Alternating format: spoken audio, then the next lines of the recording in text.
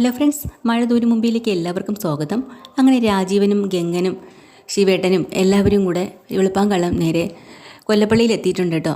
വല്ലാത്ത ക്ഷീണമുണ്ട് അവർക്ക്. രാത്രി മുഴുവൻ പോലീസ് സ്റ്റേഷനും അവിടെ ഇവിടെ കയറി ഇറങ്ങി നടന്നതല്ലേ. വരുമ്പോൾ തന്നെ ഹരി ഫ്രണ്ടിലുണ്ട്. അപ്പോൾ ഹരി ചോദിക്കുന്നുണ്ട്, എല്ലാവരും എത്തിയല്ലോ, എന്താ ഈ നേരം വെളുക്കുന്ന നേരത്ത് എന്തുവെച്ച് എല്ലാവരുടെ മുഖം വല്ലാണ്ടിരിക്കുന്നത്? ഇന്നലെ ഉറങ്ങിയില്ലേ? അടി കൊടുക്കാൻ പോയതോ അതോ കൊള്ളാൻ പോയതോ എന്നും പറഞ്ഞ് 3 പേരെ ഇങ്ങനെ നോക്കുക കേട്ടോ. അങ്ങനെ വല്യച്ഛനും അച്ഛനും കൂടി നേരെ അകത്തേക്ക് കയറി പോവാണ്. ഉടനെ രാജീവിനെ, കൊച്ചിച്ച ഒന്ന് നിന്നേ, ഞാനൊരു കാര്യം ചോദിക്കട്ടെ. എന്താടാ? അല്ല, എന്തായി കാര്യങ്ങൾ? അവളെ തട്ടിക്കൊണ്ട് പോയോ? ഒന്ന് പോടാ, ഞാനൊന്ന് ചെന്ന് കിടക്കട്ടെ. എന്താ കൊച്ചിച്ച, കാര്യങ്ങളൊക്കെ പറഞ്ഞിട്ട് പൊക്കൂടെ? എടാ, ഇന്നലെ രാത്രി ഒരു പുള കണ്ണടച്ചിട്ടില്ല. പോലീസ് സ്റ്റേഷനും കടപ്പാട്ടും അങ്ങോട്ടും ഇങ്ങോട്ടും ആശുപത്രി എന്നൊക്കെ പറഞ്ഞ് ആകെ ബഹളമായിരുന്നു. ഇതിനിടെ കൂടി ഞാനൊന്ന് ഉറങ്ങാത്തോണ്ട് കണ്ണൊക്കെ വല്ലാണ്ടിരിക്കുന്നത്. ഞാൻ ഒന്ന് ചെന്ന് കിടന്നോട്ടെ, കാര്യങ്ങളൊക്കെ നിന്നോട് വിശദീകരിച്ച് പിന്നെ പറയാം എന്നും പറഞ്ഞു പതുക്കെ രാജീവ് അവിടുന്ന് മുങ്ങാട്ടോ. കാര്യം ആലോചിക്കണം, എന്തോ നടന്നിട്ടുണ്ട്, അല്ലെങ്കിൽ ഇവരാരും ഇങ്ങനെ പറയില്ല. ഇനി തട്ടിക്കൊണ്ട് പോയില്ലേ അവളെ? എന്തായാലും കുറച്ച് കഴിയുമ്പോൾ സത്യം വെളി വരുമല്ലോ എന്ന് വിചാരിക്കുകയാണ് കേട്ടോ. അങ്ങനെ കഴക്കൂട്ടത്തുനിന്ന് രമേശൻ നായർ നേരെ എറണാകുളത്തേക്ക് വന്നിട്ടുണ്ട്, പാലാരി വട്ടത്ത്. അവിടെ വന്ന് ഇറങ്ങുമ്പോൾ ഡ്രൈവറോട് പറയുന്നുണ്ട്, ഇതെന്തേ ഇവിടെ ആളില്ലേ വീട്ടിൽ? എന്തായാലും നീ കാറൊക്കെ തിരിച്ചിട്, ഞാനൊന്ന് കയറി നോക്കിയിട്ട് വരട്ടെ. അങ്ങനെ അയാൾ നേരെ അകത്തേക്ക് കയറി ചെന്ന് കോളിംഗ് ബെല്ല് അടിക്കുമ്പോൾ ഗ്രേസമ്മയാണ് പുറത്തേക്ക് ഇറങ്ങി വരുന്നത്. ചോദിക്കുന്നുണ്ട്, ആരാ എന്താണെന്നൊക്കെ ചോദിക്കുകയാണ്. അല്ല, ഞാൻ തിരുവനന്തപുരത്തു നിന്ന് വന്നതാ. മാമച്ചനെ കാണാനാണോ? മാമച്ചനോ? അതാരാ? അല്ലേ? അപ്പോൾ പിന്നെ എന്തായാലും ഇത്രയും വലിയൊരു വീട്ടിൽ വന്നിട്ട് അകത്തിച്ചിരി ഇരിക്കാനായിട്ട് സ്ഥലമില്ലേ? കയറി ഇരുന്നിട്ട് സംസാരിച്ചാൽ പോരെ? ശരി, എന്നാൽ നിങ്ങൾ അകത്തേക്ക് കയറിയിരിക്കുക എന്ന് പറയാം. അങ്ങനെ ഗ്രേസമ്മ അയാളെ അകത്തേക്ക് ക്ഷണിച്ചിരുത്തുന്നുണ്ട്. അപ്പോൾ തന്നെ മാമച്ചനെ വിളിക്കുകയാണ്. മാമച്ചനെ വരുന്നുണ്ട്. എന്താ ആരാന്നൊക്കെ ചോദിക്കുമ്പോൾ അയാൾ പറയാണ്, ഞാൻ തിരുവനന്തപുരത്ത് കഴക്കൂട്ടത്തെന്ന് പറയുന്ന സ്ഥലത്തുനിന്ന് വരിക. കഴക്കൂട്ടമോ? അവിടെ നിന്ന് എന്താ? പെട്ടെന്ന് കഴക്കൂട്ടെന്ന് കേൾക്കുമ്പോൾ ഓർമ്മ വരുന്നുണ്ട് ഇവർക്ക്. കാരണം രേവതിക്കുട്ടി അവിടെ നിന്നാണല്ലോ വന്നത്. അവിടെ ഒരു ഓർഫണേജ് ഉണ്ടല്ലോ, അതിന് സ്നേഹനികേതമൊന്നും പറഞ്ഞിട്ടുള്ള ഓർഫണേജ് ഇപ്പം ഇല്ലല്ലോ. ഇല്ല, പക്ഷേ അവിടെ കോൺവെൻ്റ് ഉണ്ടല്ലോ. അവിടെ നിന്നുള്ള സിസ്റ്റർമാർ പറഞ്ഞു വെച്ചിട്ട് ഈ അഡ്രസ്സ് കിട്ടിയതും ഇങ്ങോട്ട് വന്നതും. എന്താ കാര്യം? അതല്ലെന്നേ, അവിടെ നേരത്തെ അവിടെ നിന്നിരുന്ന അന്തേവാസികളായ കുറേ പെൺകുട്ടികളുണ്ടായിരുന്നല്ലോ. അവിടുത്തെ മെയിനായിട്ടുള്ള ബ്രിജിത്താമ്മ മരിച്ചപ്പോൾ അവരെല്ലാവരെയും പല സ്ഥലങ്ങളിലേക്ക് ഏറ്റെടുക്കുകയും ദത്തെടുക്കുകയൊക്കെ ചെയ്തു. അതിൽ ഒരു കുട്ടിയെ ഇങ്ങോട്ടാണ് കൊണ്ടുവന്നതെന്ന് പറഞ്ഞു. അപ്പം തന്നെ ഗ്രേസമ്മയുടെ മുഖമൊക്കെ അങ്ങ് വല്ലാണ്ടായി കേട്ടോ. ഇനി രേവതിയുടെ ബന്ധുക്കൾ ആരെങ്കിലും ആണെങ്കിൽ രേവതിയെ കൊണ്ടുപോയാലോ? ഇത്ര സ്നേഹമാണല്ലോ രേവതിയോട് അവർക്ക്, മോളെ പോലെ. അപ്പോൾ അതിന് ഇങ്ങോട്ടാരും വന്നിട്ടില്ലല്ലോ? ഇല്ല, അവിടുന്ന് പറഞ്ഞിരുന്നു ഇങ്ങോട്ട് കൊണ്ടുവരുമെന്ന്. അങ്ങനെയൊന്നുമില്ല. അല്ലെന്നേ, അവർ പറഞ്ഞു അവിടുന്ന് ഒരു കുട്ടിയെ ഇങ്ങോട്ടാണ് കൊണ്ടുവന്നത്. എന്താ പേരെനിക്കത്ര ഓർമ്മ വരുന്നില്ല. ഇവിടെ ജോലിക്ക് ആളെ നിൽപ്പുണ്ടോ? ഇവിടെ ജോലിക്കൊക്കെ ഉണ്ട്. ആ കുട്ടിയുടെ പേരെന്താ? രേവതി കുട്ടി എന്നാ പേര്. അതൊന്ന് ഫോട്ടോ ഒന്ന് കാണിക്കാവോ എന്ന് ചോദിക്കാട്ടോ. ഫോട്ടോയോ? ഫോട്ടോയൊന്നുമില്ല.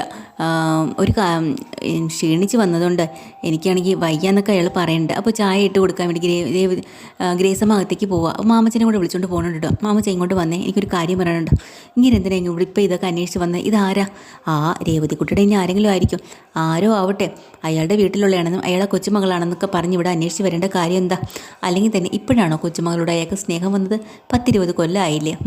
എവിടെയോ കൊണ്ട് പ്രസവിച്ച് കളഞ്ഞ് അനാഥത്തിൽ കൊണ്ട് വിട്ടു. എന്നിട്ട് ഇപ്പം അന്വേഷിച്ച് നടക്കുന്നു. എടി, നീ ഒന്ന് സമാധാനപ്പെട്. ചിലപ്പോൾ അയാൾ കുറേ അന്വേഷിച്ചിട്ടുണ്ടായിരിക്കാം. ഇപ്പോഴായിരിക്കും ഒരു തുമ്പ് കിട്ടി ഇവിടം വരെ എത്തിയത്. അത് ശരി, മാമച്ചനെയൊക്കെ സപ്പോർട്ട് നിൽക്കുക അല്ലേ? എന്തായാലും രേവതിയുടെ കുട്ടിയുടെ കാര്യങ്ങളൊന്നും നമ്മൾ തുറന്ന് പറയേണ്ട കാര്യമൊന്നുമില്ല. ആരാ എന്താണെന്നൊന്നും ചോദിച്ചാൽ പറയണ്ട കേട്ടോ മാമച്ച. ഇനി എന്തെങ്കിലും ചോദിച്ചുകൊണ്ട് വന്നല്ലേ അയാൾ ഈ ചായക്ക് ഞാൻ വിഷമിട്ട് കളക്കി കൊടുക്കും, നോക്കിക്കോ. എടി ഗ്രേസമ്മേ, ഈ വയസ്സുകാലത്ത് നമുക്ക് ജയിലിലേക്ക് പോയി കിടക്കാൻ പറ്റുമോ? നീ ഒന്ന് ഓർത്ത് നോക്ക്. അതുകൊണ്ട് നീ കടുകയൊന്നും ചെയ്തേക്കില്ലേ. ഞാൻ ഇനി അതിനെക്കുറിച്ചൊന്നും പറയണില്ല. അങ്ങനെ ചായ കൊണ്ട് കൊടുക്കുകയാണ് അയാൾക്ക്. ചായ എല്ലാം കുറിച്ച് അയാൾ പറയുന്നുണ്ട്. അതെ, എനിക്ക് വീടൊന്നും തെറ്റിയിട്ടില്ല, ആളും തെറ്റിയിട്ടില്ല. എന്തായാലും പാലാരി വട്ടത്തുള്ള ഈ വീടിൻ്റെ അഡ്രസ്സാണ് അവിടുത്തെ കന്യാസ്ത്രീമാർ തന്നിട്ടുള്ളത്. അപ്പോൾ എന്തായാലും ആ കുട്ടി ഇവിടെ തന്നെ ഉണ്ടാവും. നിങ്ങളിവിടെ ഈ ജോലിക്ക് എടുത്തിരിക്കുന്ന കുട്ടിയെ എനിക്കൊന്ന് കണ്ടേ പറ്റൂ, കണ്ടിട്ടേ ഞാൻ പോകണുള്ളൂ. അതിന് അവളിവിടെ ഇല്ലെന്ന് പറഞ്ഞില്ലേ? അവളുടെ ബന്ധുവീട്ടിൽ പോയേക്കുക. ബന്ധുവീടോ? അവൾക്ക് ബന്ധുക്കളോ? അവളുടെ ഏതോ ഒരു ബന്ധുവുണ്ട്. പോയാൽ ഒരാഴ്ച കഴിഞ്ഞ് അവൾ വരത്തുള്ളൂ. അതെയോ? ഇനിയും എന്നിപ്പോൾ എന്താ ചെയ്യുക? ഒന്നും ചെയ്യാനില്ല. ഒരു കാര്യം ചെയ്യാം, നിങ്ങൾ പൊക്കോ, നിങ്ങൾക്ക് വീട് മാറിയതാ എന്ന് ഗ്രേസമ്മ ഇങ്ങനെ പറയട്ടെ. എനിക്ക് വീടൊന്നും മാറിയിട്ടില്ലെന്നേ.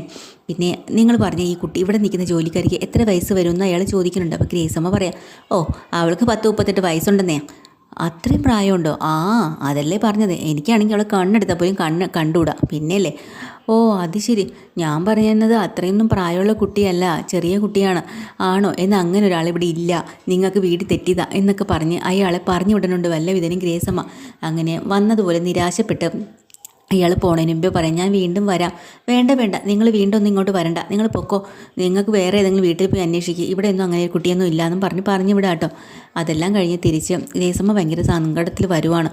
മാമച്ചൻ ചോദിക്കുന്നുണ്ട്, നീ ആൾ കൊള്ളാലോടി, നീ എന്തിനാ ഇത്രയും കള്ളങ്ങളൊക്കെ അയാളോട് പറഞ്ഞ്? പിന്നെ അല്ലാതെ സത്യം പറയാൻ പറ്റുമോ? എന്താ നമ്മുടെ ദേവതി കുട്ടി, അവളെ വിട്ടുകൊടുക്കാൻ എനിക്ക് സാധിക്കില്ല. ഇനി അവളുടെ ബന്ധുക്കളോ ആരെങ്കിലും ആണെങ്കിൽ അവൾ അവകാശം പറഞ്ഞ് വരില്ലേ? അങ്ങനെയെങ്കിൽ നമുക്ക് വിട്ടുകൊടുക്കാനേ പറ്റൂ. നമ്മളെക്കാളും പിന്നെ അവകാശം അവർക്കായി പോവില്ലേ? ബന്ധങ്ങൾക്കല്ലേ വില. അതൊക്കെ ശരിയായിരിക്കും. ഇതെന്താ ആരാ ഒന്നും അറിയാണ്ട് നീ ഇങ്ങനെ കള്ളം പറഞ്ഞ്, എന്തായാലും 10-38 വയസ്സായി നീ പറഞ്ഞല്ലേ ഇവിടുത്തെ ജോലിക്കാരിക്ക് ദേവതിക്കുട്ടിക്ക്. എന്നല്ലൊരു കാര്യം ചെയ്യും, നീയേ ഭർത്താവും പിള്ളേരും ഒക്കെ ഉണ്ടെന്ന് നീ അങ്ങ് പറയാഞ്ഞ എന്താ? ആ, ഞാനതൊന്നും പറയണ്ടായിരുന്നു. ഇനി ആയിക്കോട്ടെ, ഇനി ആ മൂപ്പനാരി ഇങ്ങോട്ട് വരട്ടെ, ഞാൻ വെച്ചിട്ടുണ്ട് എന്നൊക്കെ പറയാം. അങ്ങനെ രേവതി കുട്ടി കോളേജിലൊക്കെ പോയി പഠിച്ചിട്ട് തിരിച്ച് വരികയാണ് കേട്ടോ. വരുമ്പോൾ തന്നെ വന്ന കാര്യങ്ങളെല്ലാം പറയുന്നുണ്ട് ഗ്രേസമ്മ. എന്നിട്ട് സങ്കടപ്പെടുക, നിൻ്റെ ബന്ധുക്കളൊക്കെ വന്നാൽ നീ പോവില്ലേടി എന്ന് പറയും. അപ്പോൾ രേവതി പറയുന്നുണ്ട്, ആര് പറഞ്ഞു ഞാൻ പോകുന്നു? ഇത്രയും കാലം എന്നെ വേണ്ടാത്ത ബന്ധുക്കളെ എനിക്ക് വേണ്ട. കുഞ്ഞായിരിക്കുമല്ലേ ബന്ധുക്കളുടെ ആവശ്യം, അച്ഛനും അമ്മയുടെയൊക്കെ ആവശ്യം. അന്ന് അനാഥാലയത്തിലായിരുന്നു. സ്നേഹത്തിന് വേണ്ടി ഞാൻ ഒത്തിരി കൊതിച്ചു, എനിക്ക് കിട്ടിയില്ല. പക്ഷേ എനിക്കതെല്ലാം കിട്ടിയത് എൻ്റെ ആൻറ്റീരിയെന്നും അങ്കിളിൻ്റെന്നുമാണ്. നിങ്ങളെ വിട്ട് ഞാൻ എവിടെയെങ്കിലും പോവോ? ആര് വന്ന് വിളിച്ചാലും നിങ്ങളെ വിട്ട് ഞാൻ പോവില്ല. നിങ്ങളാണ് എൻ്റെ ലോകം, നിങ്ങളാണ് എല്ലാം എന്നിങ്ങനെ രേവതിക്കുട്ടി അവരെ പറഞ്ഞ് സമാധാനിപ്പിക്കട്ടെ. എപ്പിസോഡ് അവസാനിക്കുന്നത് ഡീറ്റെയിൽഡ് എപ്പിസോഡുമായിട്ട് വീണ്ടും വരാം. ചാനൽ ഇഷ്ടമായി ലൈക്ക് ചെയ്യുക, സബ്സ്ക്രൈബ് ചെയ്യുക. Thank you.